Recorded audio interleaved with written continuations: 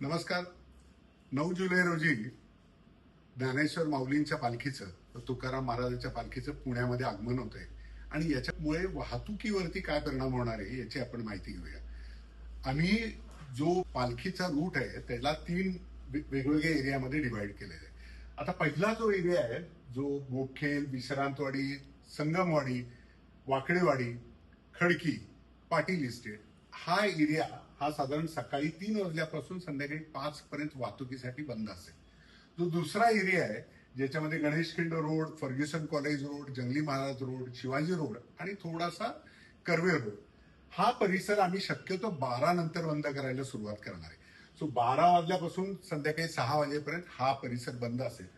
आणि शेवटचा म्हणजे ज्या ठिकाणी पालखी मुक्कामाला जाते तो म्हणजे पेठ परिसर, ज्याच्यामध्ये Shivaji road, Bajirao road, Lakshmi road आणि थोडासा नेहरू रोड हा जो बाधित होतो तो संध्याकाळी 5 नंतर त्या ठिकाणचं वाहतूक बंद करायला सुरुवात करणार आहे. त्यामुळे आपला प्रवास आणि आपण बाहेर निघताना याचं जर प्लॅनिंग केलं तर निश्चितच आपलीही गैरसोय होणार नाही आणि पालखीचं मुवमेंट सुद्धा चांगल्या पद्धतीने होईल. याबरोबरच आपल्याला जर पालखीचं लोकेशन पाहायचं असेल तर आपण diversion.punepolice.gov.in ही जर आमचं वेब पेज जर आपण बघितलं तर आपल्याला लाईव्ह पालखीचं लोकेशन मिळेल. म्हणजे आपल्याला दर्शनासाठी जायचं असेल तरी सुद्धा आपली त्याची सोय होईल. नमस्कार.